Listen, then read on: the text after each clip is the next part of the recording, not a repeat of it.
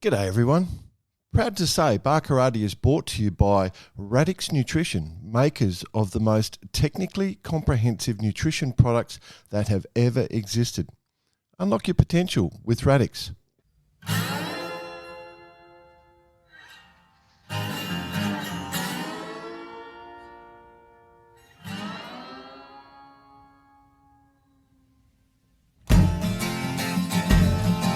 G'day listeners. Welcome to Barkarati the Sailing Podcast. My name is Jordan Spencer and it's that time of the week where we get to hang out with some really cool sailors. But of course, I have to share the mic with my two idiot mates. So first off, let's welcome Mr. Brett Perry. Greetings, Exalted One. How are you, BP? Oh, g'day, how you going? Well, I'm a bit of a bullfed. I've been waiting 24 hours for this. I logged on yesterday at 4 o'clock. So I've just been sitting here waiting, patiently. Yeah, I did spot that. I thought I'd just leave you hanging, mate.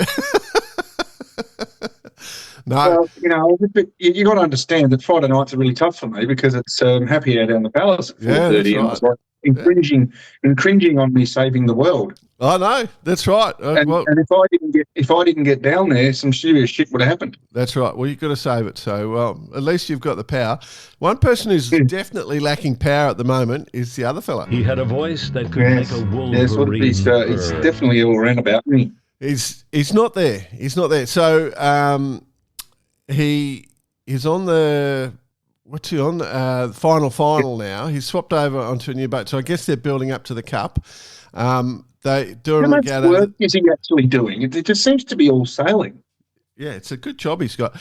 So he's on that, and they had no racing yesterday. So he was going to be here. But this is why we timed it like we did, where we're recording at the moment. It's early morning in Europe. And he was going to be here, but they had no racing on the Friday. So now he's got the early morning call. So he's abandoned us. He said if he can sneak in, he will. But at the moment, we're without the Bice Monster, which is a shame because I guess it's going to be tough for him up until the Admiral's Cup. Because I think the final is doing that. I mean, we'll talk about that later, but I'm getting inside information from up there and obviously spending a lot of time in Hamble, where my project is, but unfortunately I'm delayed right now, but it is just manic over there right now. Yeah. It's a lot of things happening. There's a lot of people going sailing in the UK right now. And of course, it's beautiful sunny weather. I don't know how those people go sailing in those conditions, my lord. Well, I've got to say, I laugh. I got a photo from a friend of mine this morning, young Sam White, and he just received his Barkarati sun shirt. Oh. I said, well, you won't be wearing that very much over there. He will.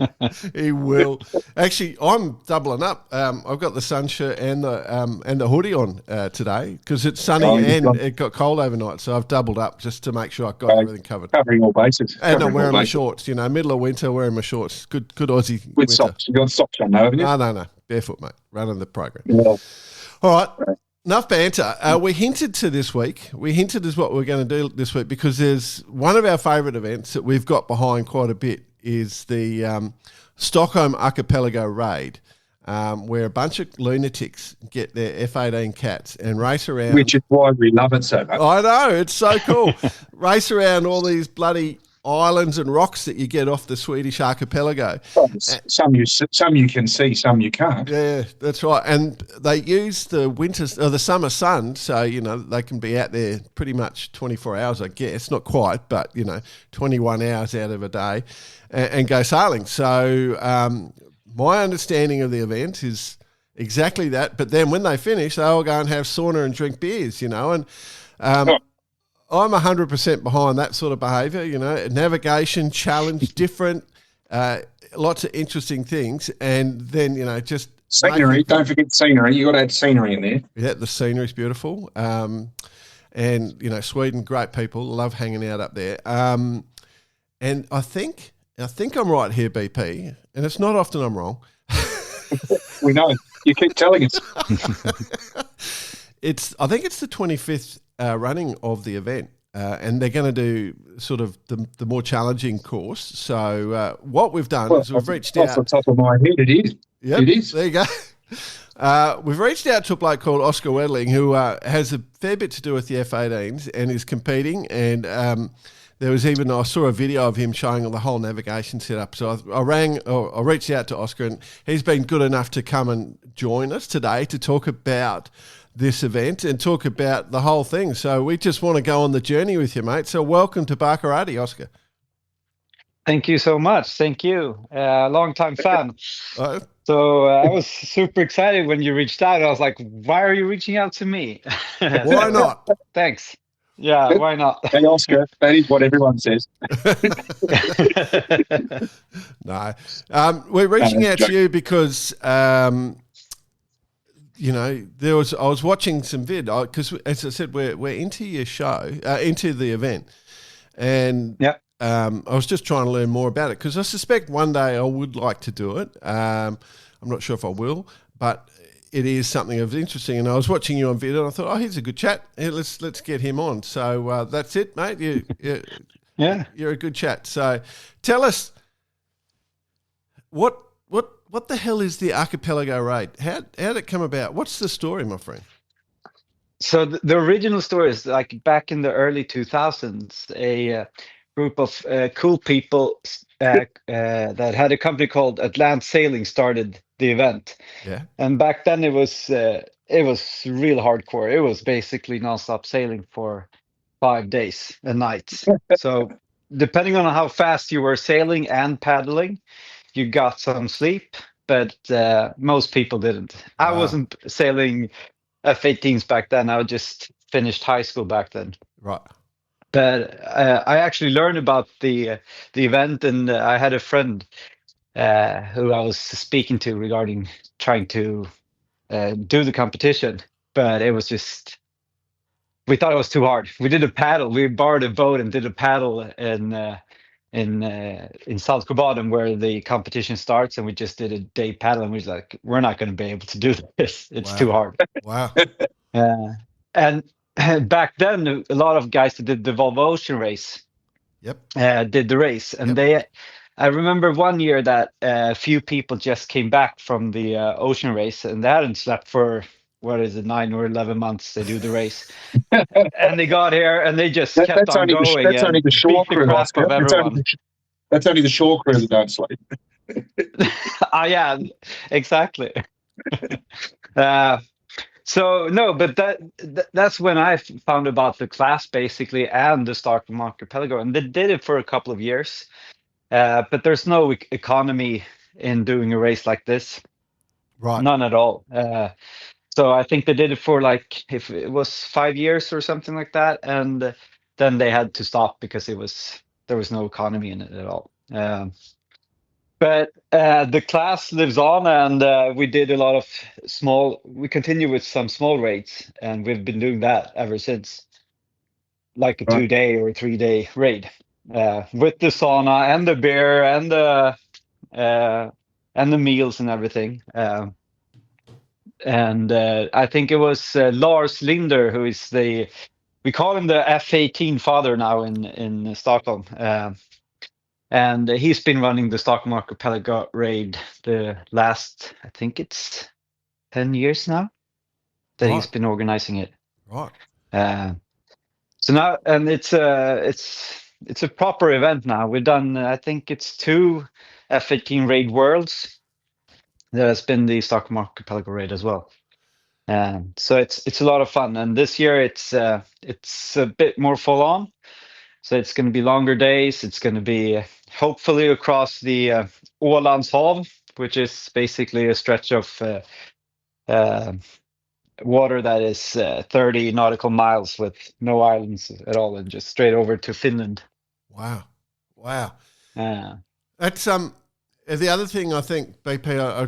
I reckon, because all in F-18s. I've been watching your pronunciation of how you're saying it. So Island, I thought it was I would have called it Island, and then Saltsjöbaden, which I would have called Saltsjöbaden or Jabaden. So I've picked up on those. Salts Joe Baden. Yeah, exactly. But you go from this event, so the competitors can go from, and then the F-18 Worlds, I think they're down in the Netherlands just a week later. So, there's plenty of opportunity for people to come in. So, absolutely. Yeah. the longer days. So this one is back to 5 days of racing, and like what the race starts at like 3 or 4 in the morning. Is that right? So it depends on. I think this year we're gonna do a couple of days that's gonna be three-legged with 3 legs. So we're gonna do an early start that could start at 3 or 4 in the morning, and then we have a breakfast stop for an hour or so, and then we have a regular morning leg, and then an afternoon leg. And it all depends on. So usually we have like one day with an early start, just because before the archipelago wakens, it's magic. Yeah. It's often a bit lighter winds, and it's just all the birds and everything wakes up, and it's magical out here then. Hey, BP, are you getting like Storm Boy images in your head? You remember Storm Boy as a kid? Mate, how could I not remember? Would you believe how it's actually my great-great-uncle that wrote it? Is that right? I didn't know that. It is. So, there you go. Sorry about that, Oscar. We went off on a little bit of diversion. No. That's an Aussie thing, like Storm Boy, but that whole, just drifting around amongst nature, it's kind of what you're talking about. Yeah, 100%. It does, and I'm glad you brought it up, because it's like shallow water, flat water, beautiful scenery, and all that stuff. Yeah. So I have had the perk of sailing, not in Australia, but in quite a few places around the world. And it's the Swedish archipelago, especially the Stockholm Archipelago, is a super unique place. Wow. I think there's like 30,000 islands that's above water that you can actually see. And if you start counting like the small rocks and skerries, that's just above or just below the waterline, and then you have the underwater rocks that's a meter below the water. I think we're up to 300,000 islands or something like that. So it's a unique place to be in, and I can strongly recommend all sailors from all over the world to come here to just see this, because you won't see this deep archipelago anywhere else in the world. Hey, Oscar, are you the centerboard rudder supplier in the region by any chance? No, unfortunately not. I have been looking into it, especially in the early days when I did break a few centerboards and even boats. Wow. But no, but there, I think that Goodall, among some other manufacturers around the world, are making a few bucks from the F18 class in Sweden. Yeah. Okay, so before we get into your sort of journey, I'll just let people know that there are entrants from Australia, from New Zealand, from Germany, from the UK, and obviously Sweden, as I know. But I was looking at a couple of the entries. So obviously young Emma Rankin is sung with Bo White. Bo White, great friend of the show. Emma, very talented sailor. New Zealand have got Jace Maher and Brendan Dusky. And then I noticed Archie Massey and Harvey Hillary are competing from the UK. So Archie and Harvey, world champion 14-foot skiff sailors, dominating world champion sailors. So you've got some great talent coming along for the event. Does that excite you or make you nervous?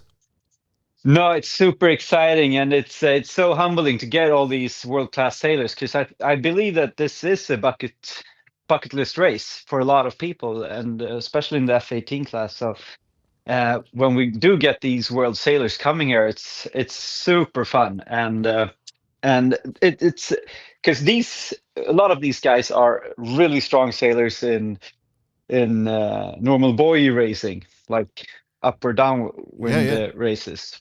But doing you saw the clip with me showing my navigation setup, and I mean, it's a complete different thing when you're in trapeze and you're going a beam reach between skerries, and you're going where normally on a normal sailboat you don't go. It's like this is off limits, and you go there in 20 knots and it's water everywhere, and you're trying to navigate and not hit the rocks. So I mean, if you do perfect starts, that's one good thing, but then you have to do the navigation as well, which is exciting. The bar is leveled. The bar is leveled a little bit. But actually, Oscar, you should tell BP and for the listeners, just explain your navigation setup, because it's crazy. It's so cool. It's so cool. Yeah. So my navigation is it's a two-part system where I have a small Garmin Montana on my left arm, which I have for close navigation, and it handles water and it's the light and everything, the sun. Yeah. And then I have an iPad Mini on my chest, which is folded out like a little table, and it slips in with some shock cord. And I use this for getting like the overview and everything. But the problem is with an iPad, we all know that it's terrible when it starts raining or that water flaps on it. So I have to use the child lock, so no, it doesn't flip away. So you can only like have it in one zoom. Yep. Yeah. And it works. I've tried it now for a few years, and it's a workable setup. But every stop you have to charge the iPad, for example, which is a bit annoying. So it will last the whole day. Gotcha. And it I looks, think it's an extra challenge. Sorry? I was just going to say, it looks like it'd be convenient for your lunch as well while you're on the wire, because you just you follow it down, you got a little table. I was going down that line, a beer cooler holder or something. Now, usually we don't get that much time to eat on the water. No. So usually it's just like it's a half a bar between me and my skipper, and you eat. That's basically what you eat on the water. Yeah. So there's quite a few bars during a raid. Right. For me anyway. Yeah. Well, we can recommend Radix Nutrition as well while we're doing free plugs. Bit early for an ad, mate. Yeah, sorry. Yeah. I was just trying to help. So when you do the event, right? Yeah. Do you know the course for every day? Like, are you able to plan for, spend the weeks ahead planning each day, or do you only learn it the night before? No, usually we learn it the morning. On the morning? Yeah. So usually we get about last year I think it was like 120 waypoints throughout the archipelago that stretches over the whole archipelago, and it's just a cluster of waypoints all over. During, if it's an early start, we're talking before breakfast start, then we usually get the waypoints the night ahead. Otherwise, we get it the same morning, which basically means that one of the either the crew or the helmsman do the navigation for the day, while the other one fixes the boat and everything before the start. And then just before you go through the course and you talk about the what islands you need to go on, which sides, and where it's going to be navigational hazards and so on. So it's a bit stressful in the morning. I bet. But yeah, and that's also one of the parts that I think, compared to basically the first raid you did, it was everything was stressful. The boat, the navigation, the weather, the food, the everything. But now when you got a bit more routine in it, you know that there's no worries. You will make it to the start line. You will have time for that. But you remember the stress when you did the first time. Wow. How is that, Oscar, for new people when they come along? Is there quite a hand held out by the experienced people to sort of get them up to speed? Because ultimately it's a big effort to come from another country to do this race. It's not a small race. No, but first of all, I think that the F18 class, even though if you're at the Worlds or the Europeans or the Swedish Championship or the local competition, everyone is reaching out and everyone wants everyone to become as good as possible to get more competition. So I've sailed in a lot of classes, and I am so humbled by the outreach from everyone, depending on if it's the Greek champion or the anyone. And absolutely, in this type of competition with Archipelago Raid, it's even more so. So Lars does a fantastic job with answering questions, and when everyone comes here, there's there's basically a continuous Q&A on in the harbor. So absolutely. And I mean, people are renting out and people are giving away stuff, so everyone gets here in time, and wow, everything's sorted. So yeah. Do you remember your first raid, like when you made the decision to compete? Do you remember that, and do you remember all the mistakes you made, and you were like your first timer mistakes? Do you have that sort of memory of anything?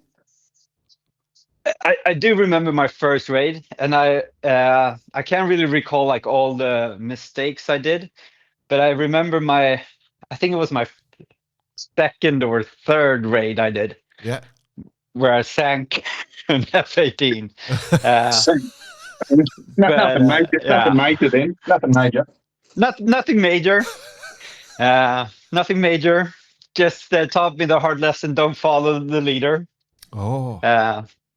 But that's a story in itself. But no, my first raid was a 2-day raid that is called Raid Noir. Yep. So it basically in August it started getting quite dark here. In June, in a week, we have the longest day of the year.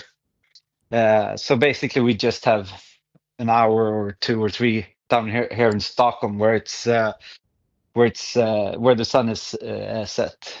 While up in north, there's you can take a sunbathe during the night as well. And the Raid Noir is like usually the third weekend of October, where it's pitch dark when it's like 3-4 in the afternoon. What? So, and the archipelago is empty. There's no other boats out there, and the water is still okay temperature. It's at least in Swedish means it's perhaps still minus 12 4 degrees. Okay. Yeah, 10 to 12 degrees Celsius. Oh. But we have had some. I've done that raid quite a few times, and it's truly magical. But that was my first, and it was probably like around 2012 or something. Wow! And did you like? Obviously, you kept coming back. So you did that. Yeah. The Raid Noir, you kept coming back. So just from an experience perspective, like I can imagine there's plenty of times where it's uncomfortable or you're tired and that, but to come back to something it's got to trigger something in you to make you want to come back. And so what was that? What was the joy for you? I think it's a 2-part thing, or a 3-part thing. It's great racing. I mean, I'm not one of the top sailors in Sweden, but it's still a good race. Even though it's long legs and long races, it's truly fun to race these boats. To do it in the archipelago with the scenery and the navigation part, that's just another level. So it's basically a big adventure. Right. With a lot of racing. I think that if you go back to the early days in the early 2000, then it was even more of an adventure. Now it's so much more racing. You see the top teams. It's not just about surviving. It's full on racing. And you have the teams that have won it multiple times, who is just phenomenal in the archipelago. And they're not just Swedes. Yeah. We have Demensmark, and how many times I want to say that he won a few times, but at least he's come in second place a few times. So he's one of the really top ones. And I think that the Swedes do have a advantage of knowing the archipelago and knowing some of the islands and knowing some of the paths. But there's definitely a good race going on.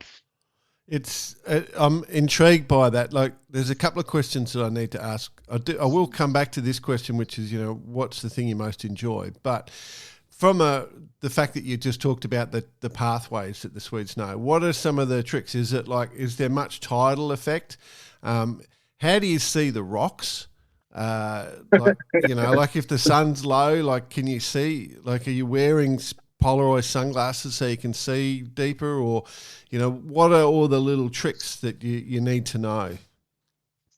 Yeah, so the water in the Baltic Sea is it's a color of brown, green, and dark. Right. So it's not this turquoise Bahamian super clear water, and there's no what's it called in English? It's very, very little salt. So Okay. up in northern Baltic Sea, you can drink the seawater. Really? Yeah. Oh, because the ice Yeah. flow into it. Yeah. Okay. No. Just it's basically a big lake with very little water coming from the Northern Sea in the south of Sweden. So there's very little salt here. So our boats and our even any kinds of boats are in much better conditions than down in down in Australia because of the salinity in the water. Yep. And so there's no salt. There's no visibility in the water. There's no tides here because of it's basically a big lake. Yep. So we basically don't have any tidal effect at all. So when I'm talking about like the pathways, it's there's a few different things that plays a big role, and it's basically the underwater rocks that you can't see. And it does help with polarized glasses and so on, but you basically see stuff when you're on top of it or very close by. So it's a bit too late. Or when you're going around the force day on the wire. Exactly. Yeah, rock there, Skip. Yeah. But otherwise, we divide the archipelago into three different parts: the inner, the middle, the outer. And the outer archipelago, there's flat rocks. The wind doesn't have that much of an impact when it goes over the islands. But in the middle, you get a lot of trees. And some islands are really big and some are smaller. So you need to choose the right side so you don't get the where you have the wind. And the inner archipelago is it's tricky. The wind doesn't follow the normal wind strength and wind direction. It goes around and twists and circulates and everything. Anywhere it wants, you reckon? Exactly.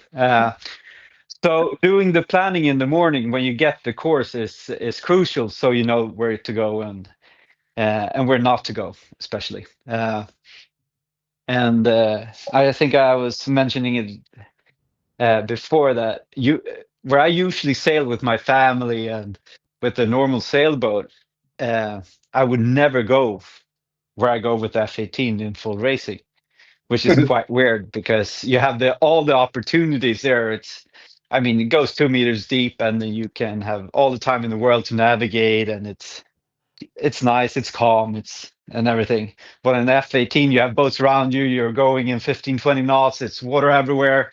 And it's like, fuck it, let's just go, pull up the board. Pull on. I'm just looking at some images. I'm just looking at some images of the area you're sailing, and I wouldn't go there with an F-18 either. Yeah. But no, it's great fun, and even though we're joking about that, it's good for the Yes, 100%. for the daggerboard sails and everything. It's not that many that do hit the rocks. Right. It's always one or two, but some it's minor, and so it was a long time ago someone sank a boat, and that was probably me. Yeah. It was a Norwegian guy after me as well, I think. Okay.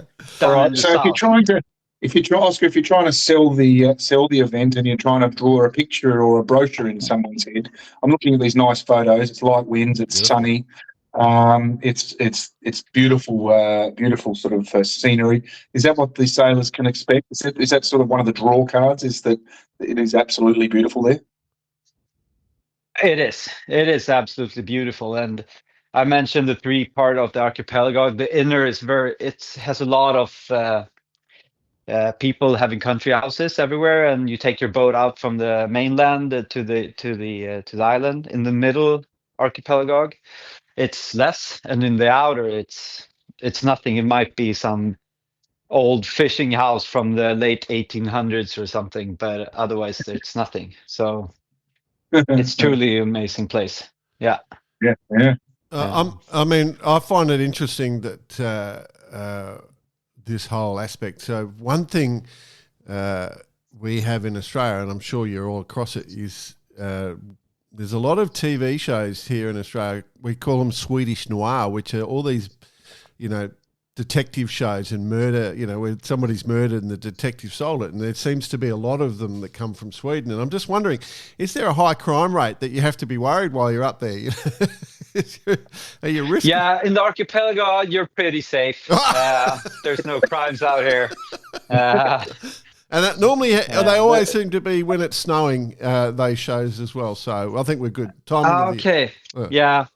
Hopefully no snow in June. Yeah. No, even though in May, when it's my birthday, I've had a blizzard a few times. So wow. It can get cold even in May, but no. Usually it's nice weather. This year has been cold though. Yeah. Yeah, no, you're not going to wreck my brochure. I've still got my brochure in the head here. I've got sort of warmish days, blue skies, light winds. So I've got all that. I've got a good brochure. Beer and sauna. Perfect. Beer, sauna. Beer and sauna. Good people, good food. Yeah. Oh yeah, BP. Absolutely. You might struggle if you did this race because you'd have a line out the back the whole time, wouldn't you? You'd be fishing. Yeah, and a guitar. And a guitar. Yeah. Yeah. Maybe the uke. You'd have to take the ukulele on this boat. No. Oscar, what's the thing that gives you the most joy doing the race? What do you enjoy most about it? If I have to choose one thing, I think that it's the camaraderie. Yep. The friends. Yep. Yeah. There's. It's usually everyone's. It's fierce on the water, but as soon as you go into shore, it's such a nice group of people. Absolutely, and but it's also the sailing in this place and doing the long days and getting to see the archipelago in a whole new way. Yeah. Every time is something unique. Yeah. I do get this feeling, BP, that the cat sailors tend to do more interesting and fun stuff than monohull sailors. Like every time we talk to the cat people, they've always got these really interesting regattas and events, and the Raid is one of them that just jumps out at me. So maybe being a cat sailor, you've got the Warrell and you've got those races. They're all But they're also very demanding. I mean, there's that side of it. I think we're sitting here looking at the beautiful pictures of the area. I'm pretty sure that there'd be an element of demand on the body and on the boats. So I thought there'd be the first thing I imagined was all the salt rashes. You get all these salt rashes from the trap belt and all that sort of stuff. But because sailing 5 days in salty water, but from what Oscar's saying, no worries, you're good because there's bugger all salt. You won't have the salt issue. Yeah, your gear will probably be more rinsed than ever before. It'll stop smelling. It's even. No, sorry. That I won't fix. My gear, my wet shoes smells so awful. It's no joke. I'm not even allowed to put them inside the apartment. Love it. No, unfortunately not. But no, it's a very demanding race.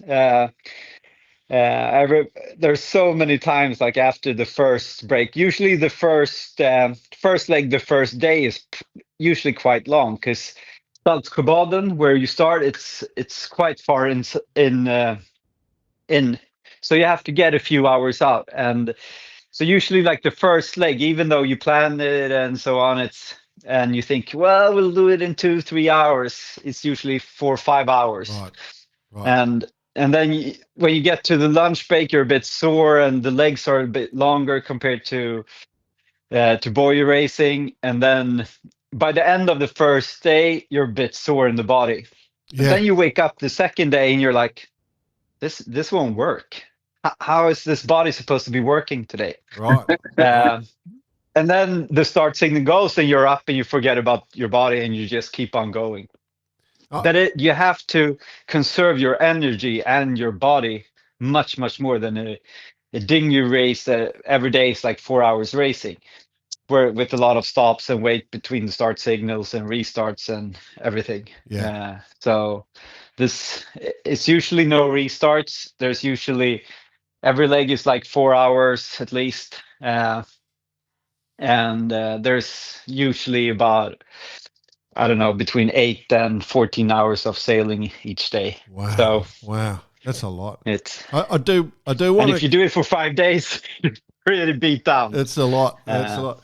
I do want to congratulate you on your Swedish pronunciations. You haven't made a mistake yet, and I haven't had to correct you. So well done. You're doing a very good job. Thank you. You are the first people I talked to today as well, just to make sure. You got it down, Pat. For the listeners, how many competitors can we expect in this year's event? We're hoping for up to 20. Yeah. So usually we're between 20 and 30 competitors. A few years we've been down to like 15, I think. But I think we'll be around 20 this year. And when Lars, who's organizing the event, did the planning, he thought a lot about the worlds in the Netherlands. Yep. And thought that it's perfect with a week between them. So you go up to the north, to Sweden, to Stockholm, and do the Archipelago Raid, and then you pack up, you have a few days to rest up in Stockholm, and then you go down to the Netherlands, and then you have a slow start to the worlds and get your body working again after the raid, and then you're fit for fight for the worlds.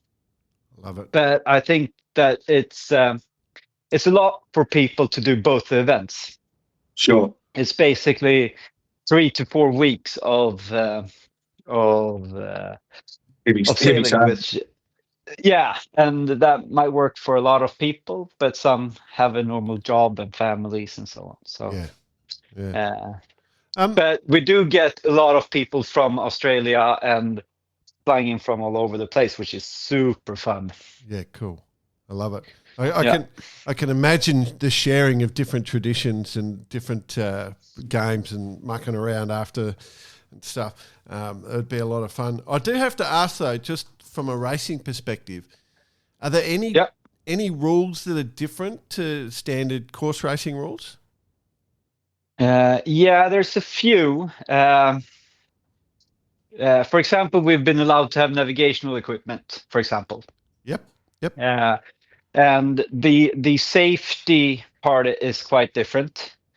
So you have to have flares, you have to have knives, you have to have towing, or towing is the same. You have to have a paddle, you have to have VHF, you have to have a phone in a watertight case. There's a few different things that's different. But racing wise, there's nothing really you have to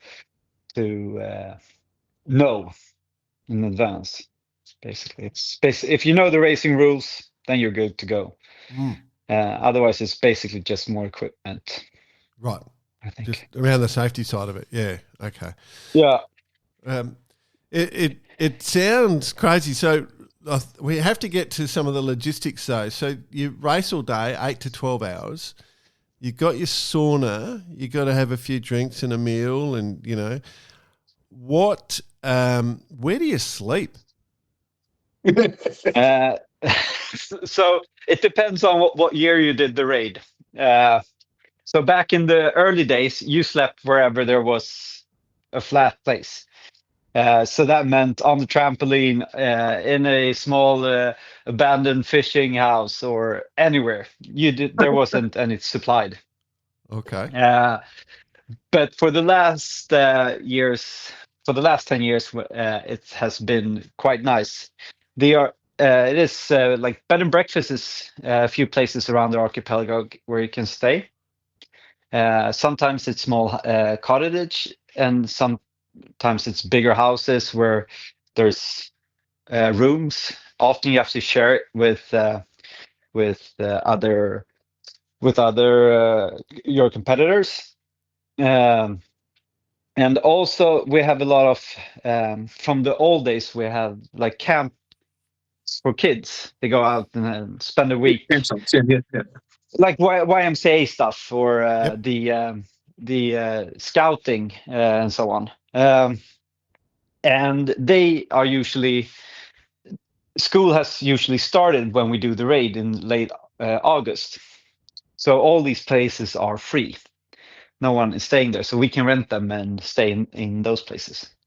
So usually we have a pretty nice nice bed and roof over our head and nice meals and so on. So that's a big part. You should never go hungry from a dinner. Yeah, well, that's the thing. So what happens, like, say, if you want to change your clothes or you need some tools or like your what do you call the wheels on the cats? Do you call them trolleys or your beach dollies and stuff? Like, does that all get shipped around for you? Yes. So I just want to make it clear that this year is going to be different. Okay. So previously, usually we have a luggage boat where you put your bag usually with a weight limit. And we don't bring any trolleys. We usually find beaches or places, and you help everyone to lift up boats so everyone will fit in the on the beach or at the place where we put the boats. But and regarding tools and spares, there's it's a very nice rule, I think, is that everyone shares it.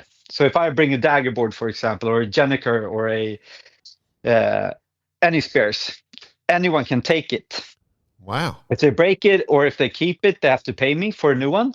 Right. If I need it, I get it back. But everything is up for grabs. Gotcha. That's cool. And it works. Cool. Yeah. And usually we bring one bigger, better tool bag with all the tools you need. And I'm a former sailmaker, so I have a pretty good sailmaking kit for doing repairs and so on that usually brings along. So that's normally how it works. So this boat is slow and it goes in the back, and sometimes it gets there ahead of us and sometimes it gets there after and so on, depending on the stretch that we're sailing that day. But this year it's completely different. Now we're not going to be staying in any hotels or bed and breakfasts or scouting camps or anything. So people are going to bring tents to sleep in. I know that depending on which route we're taking, there might be a bed and breakfast or something 1 or 2 nights. But all your spares and tools and everything, you got to bring yourself. All your clothes and everything, you have to bring yourself on your boat. Oh. So there's not going to be a luggage boat. And this is because we're hoping to go over to Finland and these 30 nautical miles over the stretch of sea, which puts a lot of pressure on the organization. First of all, you have to have a boat that takes all the luggage and everything, and that goes slow. So basically, it won't work as a safety boat. And we're going to need all boats to be able to, or all the boats needs to be able to be safety boats. Yeah. If anything happens. Yep.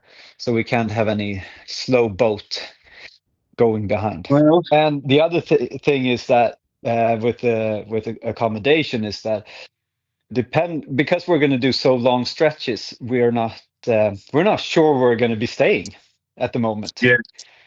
And because of that, we're not able to book places ahead. So we have a few different options, and we said, hey, we might be coming. We don't know. We'll call you the day before. Wow. There might be coming like 50 people, and we're going to be needing accommodation and sheets and everything. But we call you the day before. Wow. The people of the owners of the bed and breakfast are not that happy with that. No. But so because of that, we're doing the tent thing this year. Just that change. So it's sorry. Mate. No, go ahead. I was just going to say that changes the whole approach to the way you set your boat up, because, as you said, you've got to bring your clothes, your tools, and spares. So, wow, and a bottle of clothes washing powder, and your tent, and everything. Like that's a whole different game. Yeah, I think that the tents are going to go with the safety boats, because it's not going to be that much weight with the tents. And the beer. And the beer, absolutely. Yeah, the beer. Yeah, we forgot about that. We were leaving that well to the last. Yeah, no. So like the dinners and beers and everything, that's all sorted. But and I think there's a few lunches that we've sorted, and a few breakfasts as well for the last phase. How does that work with the dinners? Is that like everyone arrives, then there's a beer or two each or three each, whatever the beer allocation is, and then there's a meal that's prepared? Yeah. Exactly. So usually you get there, and the first boats, they get there and they get their room, and then everyone start helping with the last boats that comes in. Yep. And the last boat usually gets beer in the hand, and someone takes care of the sails and everything for them, because they're their heroes. They're the real heroes that's been out an hour or 2 hours extra compared to the first boats. Love it. And usually they have something to fix with the boat as well. So usually for the troubled boats, they have a few people there helping out, sorting, fixing, repairing, even if it's gel coat or there's some rope that needs splicing or sails that needs to be repaired. But then it's usually a few beers at the same time. Yep. And then you just go towards the sauna and you continue with the bears, and then you need to hurry up, because then you're a bit late for the dinner. I tell you what, you're going to have to be super fit to be the sort of the faster crew of the race, wouldn't you? You get in, you have a couple of beers, you'll have a couple more beers, then you got dinner, a couple more beers, then off to the sauna, a couple of beers. Exactly. And you're about 4 hours, and you're 4 hours in front of the guys that come in last every day. Yeah, true. True. But usually then there's some sort of food. Yeah. Usually there's a barbecue or something. But it's I remember like one year we were at this part in Southern Archipelago, and the food, everyone got like the first plate, but it was very moderate on the plate. And the owner of this the restaurant, he was like, I've underestimated how much you guys eat. Don't worry, I'll fix it. Give me an hour. And we're like, an hour? Okay. And first he brings out a lot of beers. So then we were happy again. And then he starts cooking again. And it was like 4 times as much as the first round. Wow. And it was there's never been a lack of food on these events, which is super good, especially for the crews. Does it attract a little bit of a local following? Are there people in the areas that get involved? You know, obviously if you are going to an area where there's restaurants and bars or whatever, that they'd love to have you there. That must be a part of it. Yeah, so there's not really a sailing as a sport has a problem with spectating or spectators getting to the races. And I think where you end up at the end of the day. It's more where you end up at the end of the day. Yeah, exactly. And I mean, this race, we have a few people that's watching, and because it's spectacular seeing F18 going around these places. It's cool. So everyone who sees it, they're loving it, but it's not really a race that people are like following on the water with their motorboats or anything. But and usually the places we stay are a bit remote, right? So there's not really like the locals are not really joining, because there's no locals there. And especially this time of year when we usually go around, which is in late August. The school started, all the summer guests are gone, and so on. There's not that much people around, which brings the all the people more together, I think. Yeah, that's a good You point. feel So a bit more it isolated. becomes more in-house. Yeah, exactly. But this year it's a bit different. Now it's the last week of June. Yeah. So there might be more spectators and there might be more people in the. Now we're not going to be staying at the bed and breakfasts, but hey, I know for a fact that as soon as there's a bar close by or a shop or anything, you'll see us there. So who knows? I've just got this vision of you blokes, coming in around a corner to the beach, and there's a couple of lone tourists there minding their own business, as one might do in the middle of summer in Sweden. Yes. And all of a sudden, there's 40 bloody layabout sailors with beers in hands next to them. Yeah, no, there's quite a few incidents. We had a raid just I think it was 4 weeks ago now, and we had a lunch break and we were totally isolated. And we pull up the boats and then we're sitting there in a big group having our lunch in the sun and it's super nice. And suddenly it comes I don't know, 30, 40 cows walking next to us. And we're like, oh, funny. And then 5 minutes later, it comes a big group of scouts, Boy Scouts. What do you call them? Scouts. Yeah. Scouts. Yeah. Yeah. Comes because they're on a hike or something. And we're like, hello. And we're 40 people sitting there with dry suits half open and some with wetsuits that's trying to dry them off and just in their underwear and eating. And yeah, it's a weird sight. Yeah, absolutely. But I guess that adds to it, and it does sort of perpetuate the name Raid. I like that. I think that gives it a certain Viking thing about it, feel about it. Yeah. We're going on a raid, boys. So, with at that time of year, late June, so what will the water temperature be? Yeah, good question. I would say it will be somewhere between 14 and 16, I think. Oh, lovely. Lord. Lovely. It's so cold. Lovely. Yeah. But just to put it in a perspective, in the late July, in the summer where it's been really hot in the Stockholm Archipelago, we're up to 20. Someplace where the water don't circulate, we might come up to 20, 22. Wow. But that's once every 10 years. So we're quite used to the cold water. Yeah. But I know there's been a few Aussies coming to sail with us during the past years as well. And I mean, they show up with their thin wetsuit and with no boots on their feet and a rash guard and hey, come on, we're sailing. And usually they're not even complaining. All right. Well, I'm standing next to them with my dry suit on and it's okay. Yeah, tough guys. So even though we're Vikings, we're not that tough as you Aussies. Oh yeah, nice. I got to say, where I live, my friend, the coldest winter temperature is 21.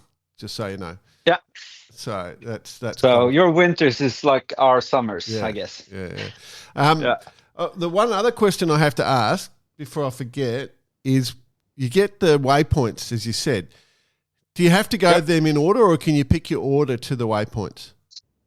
No, you have to do them in the correct order, and you have to round them. It's not just you have to round them in the right direction or go through them. And why this is important is from a safety perspective, that we want to gather all the boats so the safety boats can check them in and so on. Yep. And also to make the racing more fun, because it's always fun to sail on F18. Don't get me mistaken, but it's always more fun to sail together with other boats and doing the 100%. Racing. With it. And some waypoints are far apart from each other, and there's tons of different routes to take.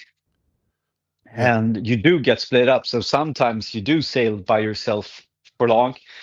But somehow, I mean, we end up on the breaks or in the end of the day quite close together anyway. Yep. Which is very fun. Very fun. I mean, yeah.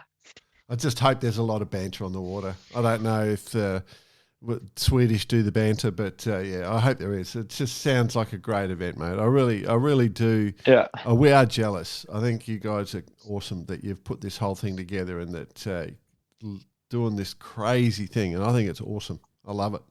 I think I'm a year off. I've got it starting to sort of rumble away in the background as my work starts to get to that point. I think, I reckon I could do it. Yeah. But we had a few. I think it was like back in 2017 when we did the F18 World Raid Championships. We had a filming crew from Southern Europe somewhere. And one of the guys who was filming, he told me like the third day, he's like, just following the race from his perspective and getting to see all these places and being out in the archipelago in that kind of way is so unique. Yeah. Just being a volunteer on one of these races is super, super cool. So, even though you're not racing, you're getting an experience. Yeah.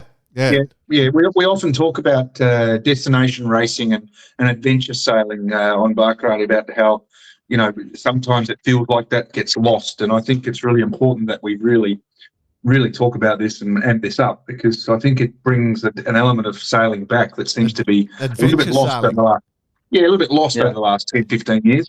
I love it.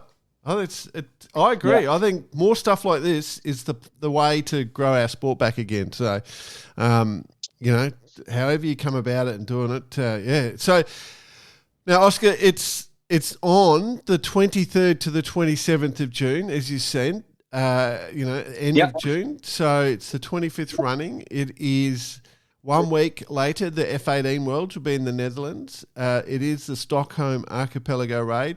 There's a website, you can follow it. It's a great event. Are you going to win, mate? What's your goals? Unfortunately, I'm not going to be able to participate this year. It's very sad. Yeah. It's not working out either for me or my helmsman. So we're not going to be able to do it, which is so sad. For me, it's been a long time dream to sail over to Finland. Yeah. It's been one of the bucket. Even though I've done this race so many times, it's been a bucket to do the race over to Finland. And I'm scared to say this, but I think that this might be like one of the last times that I might be able to do it. So it's super sad. Wow. But I am following it, and I have, of course, a lot of fellow sailors from Stockholm is doing it. But I'm also, I know Bao has reached out and needs some gear, so I'm following it close by anyway. Very cool. Yeah. Well, we want to say thanks for taking the time to chat to us, mate, because you've got us all fired up. We're very interested in what this event is all about. So, but too, best of luck to all the competitors competing in the event, and smash it. Yeah. Thanks for having me and talking about our fantastic race up here. Yeah, all good, mate. Thanks for coming on, and the same goes. Good luck to all the competitors, and those interested, get on and have a little follow, and maybe see you there in the coming years. Absolutely.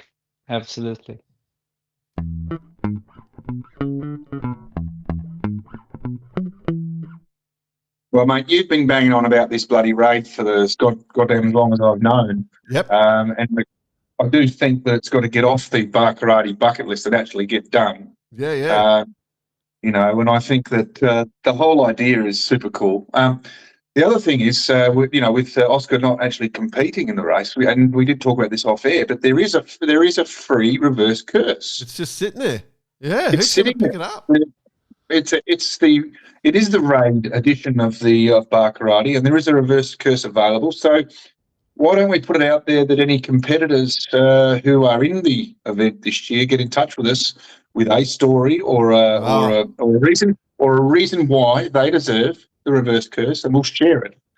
I think that may have already happened. Given I know what I've picked one really nice email this week, to stand by. We may it may already be gone, but anyway. Well, we've got until the 23rd, so let's get this episode out, and let's see if we can muster up some competition for the reverse curse. Sitting there and waiting. Cool. Of course, one of the things I did mention during the show, of course, is the radix. So that'd be a perfect food to have actually on the trip if you are super serious about it. So radix nutrition, you can get the recovery smoothies. So that's a perfect thing if you want. Like when you're having a big hard day, they're the perfect thing to have at the end of the day, probably before you have your beers, because beers don't recuperate you at all. But, they've got a keto range if you're into that stuff as well. Depends really, doesn't it? Yeah. Well, but Radix Nutrition are creating the future of nutrition. If you just go to their website, Radix Nutrition, use barcode as your discount code, get a discount on us, and raise your performance. Events BP coming up. We've got a few to talk about. Probably some big hitting events. I do want to mention one of our favourite events is the Falling Week. That's due to start also the same time as the Raid's on, so 23 to 29 of June. And that's, as you know, just like with the Raid, the Moth Worlds go on in Lake Garda from July 7. So you got the Falling Week at Lake Garda, the European version, because remember they had it just over in the US a few months ago.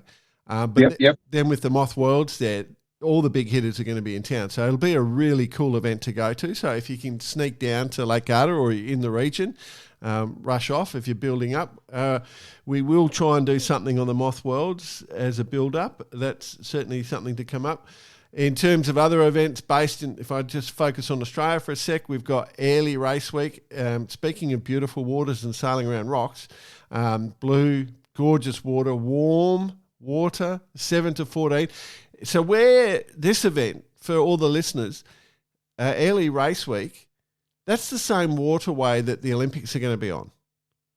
Yes, and yes, it's a very good point. And I can tell you, as a veteran of quite a few Airlie Beach Race Weeks, I reckon it's one of the best events. Oh yeah, I mean, there's Hamilton Island obviously the week after, but Airlie Beach is the sailors event, no question. It's board shorts and flip flops or thongs as we call them here in Australia, but there's no dress up parties. It's all just on the beach, on the sand. It's great fun, and the Olympics would be a super cool place to have to host. Yeah, so I'm looking forward to it. Similar time of year, the Olympics. Obviously, they sort of do it around August, I think, here in Australia. So well, I dare say that the Whitsunday Sailing Club will have quite a bit to do with it, and that little club is a cracking joint. Yeah, exactly. So that's a good one. Obviously, with the build-up to these events coming up, some of the yacht races going up the East Coast to get you there. 1st of August, the Gold Coast to Mackay race is going to happen. Now, that is the start is going to be streamed. That's a live stream. Professional, our friends from Down Under Sail are going to be doing all the video stream on that with commentary. So that'll be a good one, and you can get to see that. And then, of course, the big thing that's coming, and where Bicey's sort of distracted at the moment, Admiral's Cup, mid-July. Getting fired up about that one.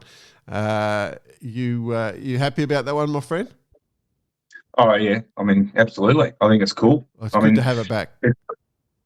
Yes. Yep. Absolutely. Yep. So that's a mix of inshore and offshore stuff, as we know. We're all familiar with the Admiral's Cup, so yeah, she's a beauty. So there's plenty going on. Yeah, I was just reading a bit of an email when you bounced over to me there, but I can say that the Admiral's Cup is it's a fever going on over there right now. Yep. So which email were you reading, my friend? I was reading. Sorry, mate, you got me. I was reading the Hillary Harvey one. Harvey Hillary, you got it up? Do you want to read it? No, you read it. You're good at reading. I'm not good at reading. Oh, okay. That's a segue into our Yeah. So for our segment, that's exactly right. So for the listeners, of course, this is now we're going to the Jack Lloyd Listener of the Week, and just a reminder that Vycobi, our sponsor for this event, give away a couple of $100 worth of gear every month to the best listener email or contribution. So you can send us. Well, we've also added a competition now for the competitors in the raid itself. So yeah. Now. I do want to say I did notice Vycobi have got their new V4 buoyancy vests. They're paddling. I think they're more of a paddling vest, but they're perfect for sailing as well. They just launched those. Saw those today. They look amazing. So lots of great colours. So if you're into colours, then you're going to be very, very happy. All right, so let's see if I can pull that email. So this is Harvey Hillary. So we did mention that he and Archie Massey are going to be competing in the Archipelago Raid. So here we go.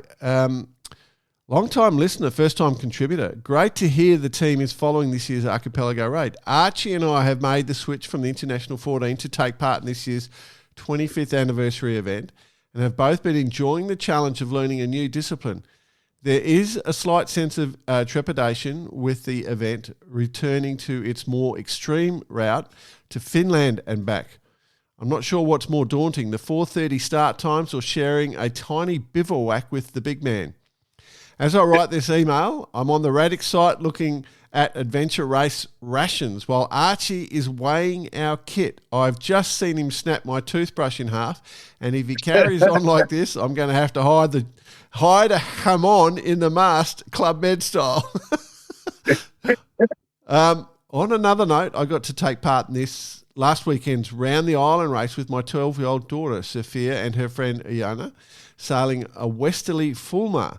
Gideon, Iona's dad, overheard Sophia talking about Jessica Watson and threw out the challenge to enter the race. The girls were absolute stalwarts throughout, staying focused, working the sheets and hiking hard on the rail.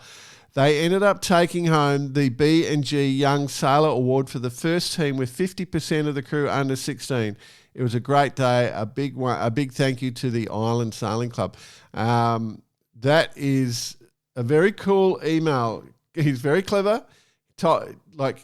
This is the one I said might drag the reverse curse. So Archie, of course, has been on the show, and Harvey's just there giving the sponsors a plug, talking about the kids going sailing round the island race, which we'll bring up in a sec. It's a pretty good email. Yeah. Well, put it this way, it's probably leading at the moment for the. Well, it's so far, yes. It's a good one. It is a good one. But yeah, thanks, Harvey. I really appreciate that. I actually do have Harvey's phone number, so I can reach out to him if we need during the event. We might even try that, see if we can do something like that. But I've got Harvey's phone number. Harvey, you probably don't know that I do, but I do. Cool. That's my research gone to a whole nother stalking level by the sound of it. All right, cool. Yeah. It's hot time without Bice. It's getting all too predictable now, mate. I was waiting for it. I know. We'll get him back. All right. No, we'll get him back, but I don't have a problem with getting him back. I think he's, we just respect how busy he is. That's fine. Yeah, well, we're all busy. We just love the show more than him. He's just not as into the show as we are. He doesn't work as hard as us, BP. Pretty sure he is. 470 Worlds, by the time this goes to air, will be all over and done. So there's, I think, like literally as we're recording, I think they're sailing the medal race right at the moment. So no point actually giving you the results. It is close in the top few. Particularly the top three have got quite a good battle. So that's German team, Spanish team, and the Great British team. So I won't bore you, but so the 470 Worlds are right there. If you haven't been aware of that, that's certainly happening. I sent you a link, BP, and you haven't had a chance to watch it yet. Now, I saw this on our friends Sail World's website. They did a video of this and they shared. So if you want to find out anything more, this goes to the discussion we've had today about different races and different things. This Three Rivers race in the UK, right, where they sail up to these, they've got all these different sort of boats, and you can paddle at times if you need, but they sail up to these really low bridges and drop the whole rig on the deck. I think I've seen that. Yeah. And I've seen it before, but I forgot all about it. And I just like... And they time it perfectly. They have way on and everything. Yeah. They've got it all set up, and then they drop it as they go under and put it up as they get the other side. Unbelievable. It truly is unbelievable. Like, and sometimes I was watching some of the footage and going, oh, they're going to hit. No, surely they're leaving it late, you know. And then I'm wondering how, when you get out to the other side, like, you know, if you've got to pull a maney up, if you drop the halyards, right?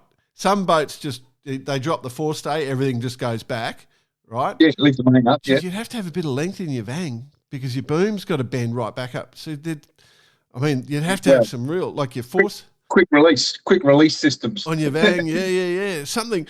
But some of the boats drop everything, like halyards down, so all the sails down. And so then they'd have to spin it into the wind as they pop out, you know, on the other side. And if the tide's against you or the current's against you, because the river's a current, if you're not going downstream but the current was going the opposite direction, like you could get blown back on. Like there's all sorts of things. There's a lot to think about, isn't there? They're crazy, these Poms. They go sailing in freezing cold conditions and do. There's nothing that's going to stop a Pom go for a yacht. That's what I've learned. They're the hardiest people on the planet, I reckon. Yeah, I mean, I just look how popular sailing is on the Sol, and to this day, I just go, why? Yeah, but they do. They love it. Good on them. No, we love the fact that they're out there doing it, and I can tell you what, it's freezing, it's windy, and there's massive amount of tide. But that's that's that area. But anyway, what it is, which leads to. Yep, very cool. Good one for that one. I do want to point out there's the Cruising Yacht Club of Australia have just released their review of the loss of lives in the 24 Hobart and the man overboard situation, and they've extended some key changes that they're going to bring forward. So I just thought I'd just mention having a look at that now and just. Give it a bit of a brief run through so that we can talk about it, because it's even though our sport is our sport, we want to try and make it as safe as possible. But it happens, these things happen, and it's not like it's not like you're driving a car and you can call an ambulance and get them picked up, and you have to respond a certain way, and you have to deal with it out there. It's going to be quite hard. So one of the things that worries me is a lot of people learn on keelboats. There's plenty of people learn on keelboats, and the dynamics of body weight and sail positioning and how that affects the balance and steering of the boat. Like that, you learn as a dinghy sailor, and you understand that. There's for the people that maybe come into it late and start on keelboats. I really worry about people like that who don't understand. So when you are in a situation, say it's dead downwind, because as soon as we heard of those loss of lives, I think we all knew straight away what had happened. Like, automatically, if you're a high-level sailor, you know where the risks are. And some people probably aren't switched on to that because they haven't had that whole development throughout their life. And so sailing is not easy. You never quite master it, like your level is improving throughout life, but, you need to sail lots of different boats. But you can get caught out, like what you're saying, BP. Things happen, but there's still an element of this won't happen to me. About people that get on a boat, they think of chicken and champagne, and it's all sunny and light winds. Yeah. Sydney Hobart itself, although considered an Everest of yacht races for a lot of people on the planet, it's a brutal race. And Fastnet, same, Middle Sea, same, all these big 600s, and then you go to the next level, the round the world races. Well, it's not it's a playground, yes, but it's real. And I think a lot of people do miss that a little bit. or misunderstand that a little bit and put a "this is not going to happen to me" attitude towards it, which has got to be sort of prevented. Which is kind of leads into the points here, which I can run through quickly if you want. Before you do, I just want to highlight that we've been thinking about this for a while, knowing that the seasons are coming up, and we're actually pulling together a show that is about preparation for offshore. Right, so we're actually, that's something we've been trying to pull together for a few weeks. It's about the physical preparation and the safety preparation. So we're not far from doing that show. Yeah, well, look, there's more to. I'd like to expand on that a little bit, because if you look at, us here at Barkarati, I mean, Boise, around the world sailor, myself, done thousands and thousands of miles, including Southern Ocean and blah blah blah. We've got lots of tips and points that we can raise that. A lot of people just don't even think about, and I think that will be a heavy benefit to have a listen to that show, because heavy weather sailing is a technique. It's not something you just go. You need to know how to do it. But I also wonder, and like John Schaefer, who's one of the big fans of the show, he's doing a whole bunch of really interesting videos and stuff about this safety stuff. But I wonder how many people practice man overboard. You practice your sail changes, you practice, rig tuning and stuff. But if you're going offshore, everyone's got to know exactly what to do in those circumstances. So anyway, go to the key changes, BP, and this is what the CYC saying that they will make. Well, first of all, we've got to start by quickly just going through the full independent review report by the 3 incidents from the Rolex 24 Rolex Sydney to Hobart. The CYCA, which is the Cruising Yacht Club of Australia, who are the organisers of that event, put together a review committee and went through it all. So it was all done at a very high level, and obviously lots of, in their words, comprehensive and thoughtful work in particular. And they do mention Chris Oxenbold here, who has put together a lot of this sort of stuff and put together some notions. Obviously, there's been some outcomes which we can quickly run through. Sort of a lot of it's common sense, but a lot of it has been sort of touched on from the 98 Hobart, where, there's been some real definite upgrades in sea safety, with the Sea Survival Safety course, which is now mandatory around the world for all events, by the way. Mm-hmm. So some of the changes that they put in place is that the CYCA for the Hobart will require 50% of the crew now to, including the person in charge, to complete the qualifying race, whereas before it was just the boat. On the boat entered, unless exceptional circumstances apply, which is a great thing. Yep. So forces you to do some training on the boat that you're going to do. Mandate AIS that MOB takes us devices. rock stars out of the equation, BP. Yeah, fly in, fly out. You can't do that. Yeah. Well, that's an interesting point, because it adds an expense, which is another little downside. But anyway, that's okay. A requirement already implemented by CYC following the 2024 race is all competitors have an MOB device, which is normal. Record and share a heavy. Now this is an interesting one, because we just talked about this. Record and share a heavy weather. Share a heavy weather and downwind sailing seminar ahead of the Noakes Sydney to Gold Coast yacht race. Yeah. Now this is interesting, because the incidents that occurred were downwind. Yep. Okay.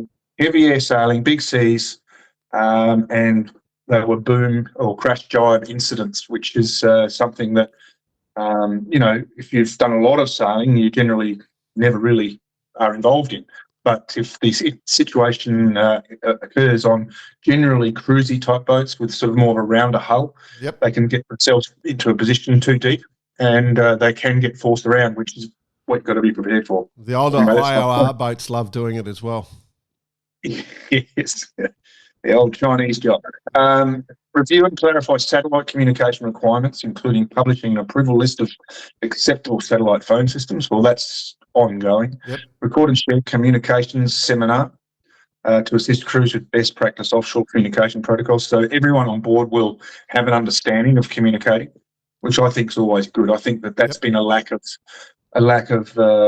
training on board for everyone. I think everyone should be able to go down and talk on a radio or on or understand EPIRBs, blah, blah, blah. Simplify the race entry process. A new online race entry portal has been under development. That's something different. But this one is the one I'm interested in, is provide Australian sailing with information to support updates on sea survival and safety course, which is always the case, including lessons from successful man overboard recovery and increased awareness of boom brakes, preventers, and harness release systems. Those 3 key points are the ones that we have an issue with in offshore yacht racing. Obviously boom brakes are generally, we call them preventers, obviously to stop the Chinese jibe or the boom coming across, which would aid the getting hit, which is generally what happened to the 2 of the people injured or killed in the last race. Harness release systems is always a topic. And I don't think that's going to end. I think we still need to work out exactly what the format is there. But it's good to see that they're working on it, because we don't want to see deaths in the Hobart. We don't want to see deaths at all in our sport. So we're all working together to try and work out how to stop it. Yeah.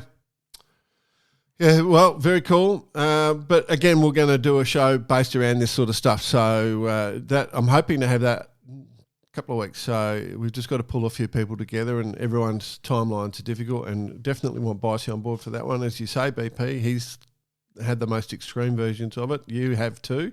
You've both had some really extreme versions. So, yeah. All right, we'll move on. Yeah. Sail GP New York, any thoughts? It's got to be Brazil and Martini Grail getting that win, and how well they sailed that whole weekend. So happy for that team. So happy for that. Yeah, it was super cool, and you could just see her relief, I guess. It's a huge thing. Once you've done it once, it gets. A lot of people say once you've done it once, it's easy. It was cool. Yeah. So hopefully that continues. But I was super stoked for the team. Good. Yeah, great. And the rigs all good, so that was cool. They obviously, that second day when they had the wrong foils in, they had the light wind foils in, and it was a bit out of control for a few boats. So that was fun to watch. But and Spanish team, how well they stayed, they were awesome. So that Spanish team is looking pretty formidable. It is looking like the dominant team at the moment, and they've really found something. So, congratulations to all our friends on that team. You guys are doing good. But so much talent on that race course. It is very, very, very, very cool. Next event is Portsmouth, 20 to 21 July. So I'm not going to go to that one. That's too far to fly for me to get to. But what's going on? You used to fly everywhere. No way. I'm old now. I'm old. I'm doing Southern Hemisphere, basically, is the way it works these days. Righto. Oh, maybe when I retire. Hey? How are you going to do the Archipelago Raid? Oh, no, I'll go for myself, but just to talk Sail GP, no. The other event that was on the weekend was the Round Island race, which is an amazing event they have in the UK. As you say, PP, they're all out. What are they, like 16,000 sailors and 1,700 boats or something, isn't it? It's a couple of thousand boats. I've got to say, I did attempt it once on a mini. Oh yeah. Oh my God. Yeah. Oh, it was blowing 30 plus, and it was an incoming tide. It was pretty horrendous. The funniest part about that race is getting out through the needles there. Yeah. It was like when you're on starboard tack, you were sort of bashing into it. You're going okay, and you're getting across the other side. You tacked, and this is on a mini. You tacked over onto port, and because you had to bear away so much, all of a sudden you're doing 14 knots downwind with a 4-knot current. You ended up back down where you started. Yeah. We just did that. We did that 3 times and decided on the 3rd time to keep going. Love it. I love it. It's a huge spectacle, and it's a massive, massive celebration every year. If I told you a bloke that was 84 won line honours this year, what boat do you reckon he'd be sailing? His boat. So he won line honours. I won't tell you his name, but just when you hear an 84-year-old bloke going for a yacht doing the Round Island, what boat are you thinking? Oh, I couldn't tell you, mate. Sorry, I'm I could think of any boats. Lots of boats. Peter Cunningham, congratulations with the line on his Mod 70. Yes, there you go. That's what you want to be on. Oh, I love it. I absolutely love it. Yeah. But anyway, that's it. Very cool. I think that's us for the show now, Bud. Anything else? Yeah, all done. Cool. It's funny actually. Just before we go, I've just gone onto the Round the Island race website, and it's already up. 391 days and 22 hours 56 minutes to the next race. Oh, well, okay, another week later. Yeah. Geez, that's a month later. Because what are we? 365 days in a year. 365. Yeah, it's July 11th next year. So just a date to keep looking out for. But all good, mate. Good chat. I'm not going to rush over for it, but it looked cold. I might do the Archipelago Raid and then come back and do that because I sort of should be a bit more settled by then. Okay, there we go. I'll keep that in the list. Perfect. All right, cool. All right, well, good to chat, mate. Thanks for coming, Bryce. You did nothing this week. You've been a joke. We can't rely on you, but you know what we can rely is on our friends at Radix Nutrition, who will provide fantastic food and nutritional supplements for you. So just reach out to their website. Discount on us. Bar Karate is one word. See our friends at Vycobia. As I said, they just bring out new gear all the time, and the colours and the style is really, really cool. So jump on that and send us whatever you want. Do it cheers@barkarate.com. And if you want some of the UV tops, you just go to Vycobia to order those. But if you want the warm tops, the hoodies, you come to Bar Karate for those. That's it. Nothing else to mention? Yep. I think we're all done, mate. We're good to go. Cool. All right. Have a great week, everyone. Thank you so much for listening. We'll speak to you next week. Cheers. Sliding away there, baby. What?